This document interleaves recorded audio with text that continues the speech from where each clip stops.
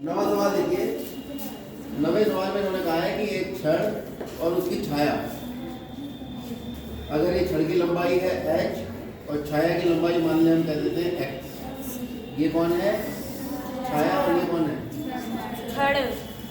तो फिर जो सूर्य का उन्मीत कोण है वो ये वाला कोण होता है, ये हमेशा याद रखें। ये कोण 90, छाया से जो कोण बनेगा छाया और छड़ के शीर्ष को मिलाने से, ये सूर्य का क्या कहलाता है? सूर्य का उन्मीत कोण। अब तो रटने का समय, ठीक है। अब इन्होंने कहा है कि छड़ की लंबाई और उसकी छाया का अनुपात, यानी जो छड़ की लंबाई है और जो छाया की लंबाई है, दोनों का अनुपात कितना? 1:3। इसका मतलब हुआ h/x बराबर 1/3। अगर h हम देखें तो कोण के सामने वाली भुजा क्या कहलाती है? और 90 के सामने वाली, और तीसरी भुजा को क्या कहते हैं? इसका मतलब एक तरह से ये लंब और आधार का अनुपात। और लंब और आधार का अनुपात क्या होता है? लंब और आधार का अनुपात किसके बराबर होता है? अगर आप त्रिकोणमितीय 6 अनुपात देखते हैं, ये तो थे लाल बटे, ये था साइन थीटा, ये था कॉस थीटा, ये था tan थीटा, ये था cot theta, sec theta, cos. तो लंब बटे आधार किसके बराबर था? तो लंब बटे आधार को हम क्या लिख सकते हैं यहाँ पर? अब आप बताओ 1/√3 tan में किसका मान होता है? 30 का मान होता है, ठीक है। चाहे आप ऐसे कर दो कि 1/√3 को tan 30 डिग्री लिख दो, क्योंकि tan 30 डिग्री का मान कितना होता है? इसलिए हमने 1/√3 दिया, क्या लिख दिया? tan 30, tan से tan करके थीटा का मान कितना आ गया?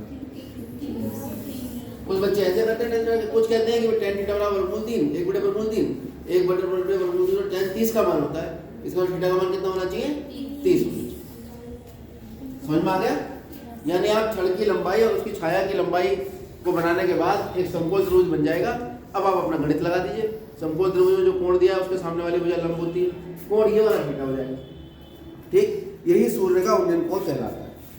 10वां सवाल, एक वृत्त के व्यास जो केंद्र से होकर जाता है, इसके सिरों पर अगर स्पर्शरेखाएं खींची जाएं तो कितनी स्पर्शरेखाएं खींची जा सकती है? ये कितना आसान है। व्यास तो हम जानते हैं, एक ऐसी रेखा जो वृत्त के ऊपर इसके दो बिंदुओं को मिलाती है, केंद्र से होकर जाती है, वो क्या कहलाती है? व्यास। इसका एक सिरा ये आ गया ए और एक सिरा ये आ गया बी। स्पर्शरेखा का मतलब एक ऐसी रेखा जो वृत्त को छूती हुई जाएगी। ये तो हुआ। ये छेदक रेखा कहलाती है, जो इसको काटती हुई जाती है, क्या कहलाती है? छेदक रेखा। और जो एक ही बिंदु पर छूती हुई जाती है उसे कहते हैं हम स्पर्श, ठीक है। तो पीछे से आ जाओ, एक तरफ आ जाओ, इधर तुम लोग इधर छूट जाओ, आगे वाली सीट पर बैठे रहो, आगे वाली सीट पर बैठे रहो। हाँ, इधर आ जाओ बेटा, अरे इधर ही बैठे रहो। तो एक सीट छोड़कर, हाँ आगे वाली सीट पर आ जाओ ना, इससे आगे वाली पर आ जाओ, जल्दी करो, बहुत जल्दी। हाँ ठीक, हाँ इससे आगे वाली बस हो गया, एडजस्टमेंट, बैठ जाओ। आगे 11वां सवाल, इसमें कह रहे हैं एक 12 सेंटीमीटर त्रिज्या वाले एक वृत्त के 60 डिग्री कोण वाले त्रिज्याखंड। शब्दों को समझो। एक वृत्त जिसकी त्रिज्या कितनी है? त्रिज्या 60 है, त्रिज्या है 12 सेंटीमीटर। कितने सेंटीमीटर? 12 सेंटीमीटर। ये ओ गया। अब यहां से एक केंद्र पर कितने डिग्री कोण बन रहा है? 60। इससे बना यहाँ पर क्या? त्रिज्याखंड। कहाँ बना त्रिज्याखंड? ये दिख रहा है। इस त्रिज्याखंड में थीटा का मान कितना है? 60 और त्रिज्या का मान कितना है? 12। हमसे इसने पूछा है त्रिज्याखंड का क्षेत्रफल पाई के पदों में। त्रिज्याखंड का क्षेत्रफल, आ जाइए बेटा, त्रिज्याखंड का क्षेत्रफल पाई के पदों में। देखो इधर एक स्क्वायर बनाया है, इतना हाइट लगा है, तो उठा ऐसे नहीं, बस ठीक है, बैठे रहो। तो हमें निकालना है त्रिज्याखंड का क्षेत्रफल। तो त्रिज्याखंड के क्षेत्रफल का सूत्र कितने बच्चों को याद है? अब इस 1 सेकंड पहले के बाद सभी को याद होना चाहिए त्रिज्याखंड का क्षेत्रफल होता है पाई r² गुणा थीटा बटे जहाँ पाई आर स्क्वायर वृत्त का क्षेत्रफल होता है और थीटा बटे 360 से गुणा करने पर ये त्रिज्यखंड का क्षेत्रफल बन जाता है। पाई आर स्क्वायर पूरे वृत्त का क्षेत्रफल है और गुणा थीटा बटे 360 कर दिया तो खाली इतने वृत्तखंड का क्षेत्रफल है। अब मान लगा दीजिए त्रिज्यखंड का क्षेत्रफल और पाई के पदों में ही मान है, यह आ जाएगा आपका पाई आर का मान 12 गुणा थीटा का मान 60, 6 6 36, यह आ गया पाई गुणा 12 गुणा 1 बटे 6, 6 दूनी 12, 12 दूनी 24 पाई सेंटीमीटर। क्लियर हो गया? तो आपका ऑप्शन इसमें सही हो गया सी। ये लोग जो अभी आए हैं वो देख लें, ये 822 HY 2024 का ऑब्जेक्टिव क्वेश्चन चल रहा है। इसके बाद है 12वां सवाल, ये भी वृत्तों से संबंधित है। इसमें कह रहे हैं यदि गोले का व्यास, किसका? गोले का व्यास।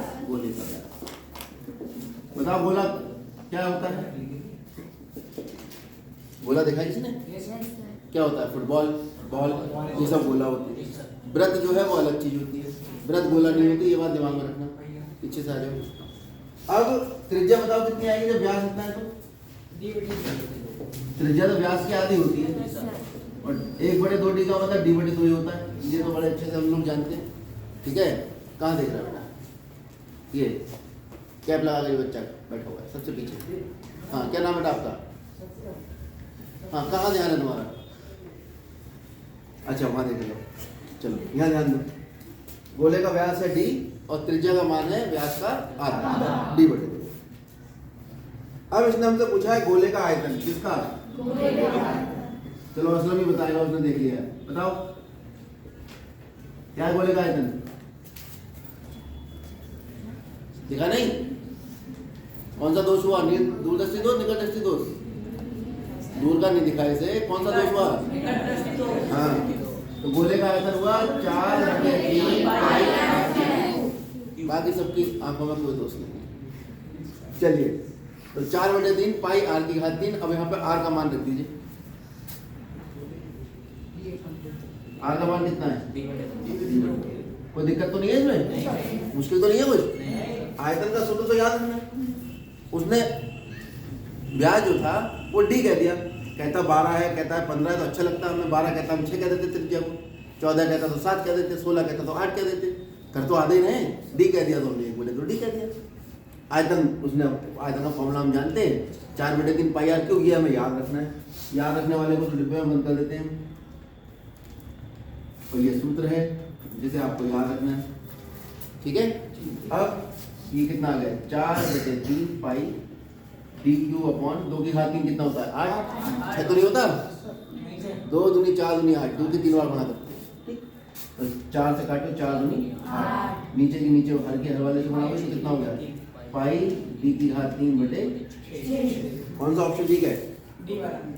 D option. ठीक है, तो 12 में कहा डी ऑप्शन ठीक। आगे बढ़ो। अगला सवाल 13वां, ये भी बिल्कुल ऐसे ही है। 20 सवाल आने हैं, 10 के आसपास, 11 के आसपास चैप्टर है हमारे कोर्स में। एक चैप्टर से 2 सवाल मोटे मोटे है ना। अभी तो ये एक ही चैप्टर के सवाल चल रहे थे दोनों भी। आगे बढ़ते हैं, ये भी इसी चैप्टर का आ गया। आर त्रिज्या के ठोस अर्धगोले का, किसका? अर्धगोले का। और एक बात उसने और कह दी, ठोस अर्धगोला। अगर खाली अर्धगोला कहता, कटोरा कहता तो अलग मुद्दा हो जाता। ठोस अर्धगोले का मतलब है कि अर्धगोला तो है, लेकिन इसके यहाँ पर भी आप इसको मानेंगे ये पूरा भरा हुआ है। और उसका पृष्ठीय क्षेत्रफल पूछ लिया। क्या पूछ लिया? पृष्ठीय क्षेत्रफल। बताओ अर्धगोले का पृष्ठीय क्षेत्रफल। त्रिज्या कितनी है? त्रिज्या उसने कह दी है r। तो एक तरह का फॉर्मूला ही पूछा है। अर्धगोले का पृष्ठीय क्षेत्रफल बताओ क्या होता है? 3 पाई r स्क्वायर। तो इसका ऑप्शन नंबर सी सही है। यानी खाली उसने आपसे फॉर्मूला पूछा है। फॉर्मूला याद है तो आप कर देंगे, फॉर्मूला याद नहीं है तो फिर रह जाएगा।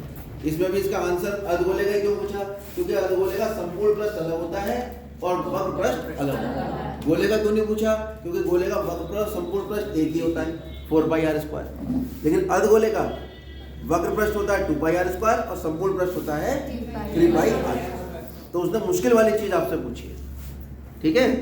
अरे याद रहेगी ये बात कि अर्ध गोले का वक्र प्लस कितना होता है 2 पाई r। इसी सवाल को ये मुश्किल भी बना सकता था।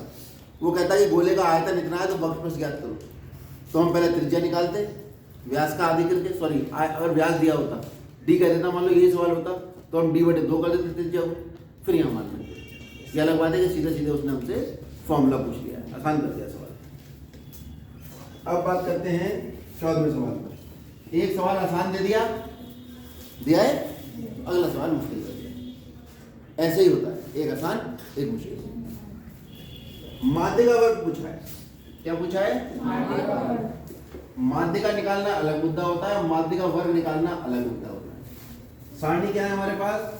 0 से 5, 5 से 10, 10 से 15, 15 से 20 और 20 से 25। इसे क्लास इंटरवल कहते हैं, CI। अंग्रेजी में क्लास इंटरवल, हिंदी में वर्ग अंतराल। और बारंबारता को कहते हैं F। तो मैं F लिख देता हूँ क्योंकि थोड़ा जल्दी करना है हमें। 4, 6, 5, 8 और क्या निकालना है हमें? माध्य का वर्ग का पता कैसे चलता है भाई? अब सवाल को समझे ना। माध्य क्या निकालना है? माध्य का वर्ग, यानी इनमें से कोई एक वर्ग है माध्य का वर्ग, ठीक है। उसके लिए हमें क्या करना पड़ता है? निकालनी पड़ती है संचयी बारंबार। कितनी आएगी? 4, 6, 4, 10, 10, 5, 15, 8, 23 और 2, 25। यानी सबका योग अगर निकालोगे n वो कितना आ जाएगा?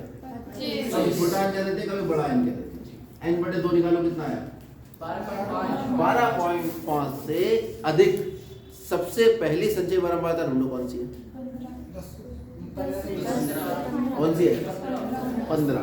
यही 15 जो है इसी के सामने ये F हो जाएगा और ये हो जाएगा आपका कौन? तो माध्य का वर्ग का पता करना है तो संचयी बारंबारता निकालो या फिर इन सबको जोड़ लो, एक ही बात होती है, लेकिन संचयी बारंबारता निकालनी जरूरी है। और जो आखिरी संचयी बारंबारता आती है वो इन सबका योग आती है, करके देख लो। 4, 6, 10, 5, 15, 8, 23 और 2, 25। उसको n मान लेते हैं, उसका करते हैं आधा। जैसे आधा किया 12.5 आया, 25 का आधा। अब आप 12.5 जो आया है n/2 वो देखो संचयी बारंबारता में सबसे पहली संचयी बारंबारता जो 12.5 से अधिक है, तो ये भी अधिक नहीं है, ये भी अधिक नहीं, ये है अधिक। तो इसके सामने वाला जो वर्ग है वही हो जाएगा माध्य का वर्ग। तो कौन सा हो गया माध्य का वर्ग? यहाँ पर माध्य का वर्ग आ गया।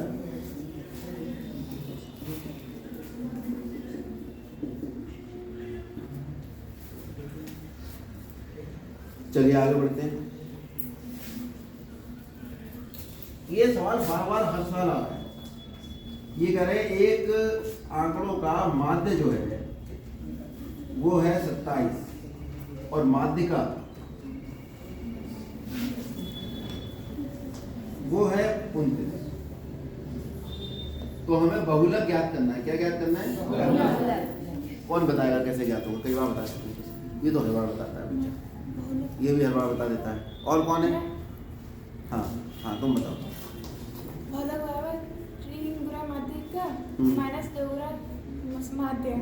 Very good. इसे इंपेरिकल फॉर्मूला कहते हैं। बैठिए, क्या बोलते हैं इसको? Empirical formula. क्या है इंपेरिकल फॉर्मूला? बहुलक बराबर 3 गुणा माध्य का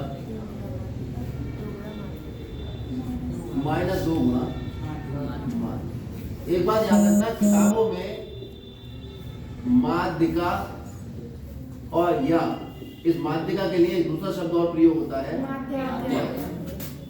माध्य अलग होता है, माध्य में का नहीं आता है ना। तो ये अलग तरीके से निकलता है और ये दोनों एक ही होते हैं।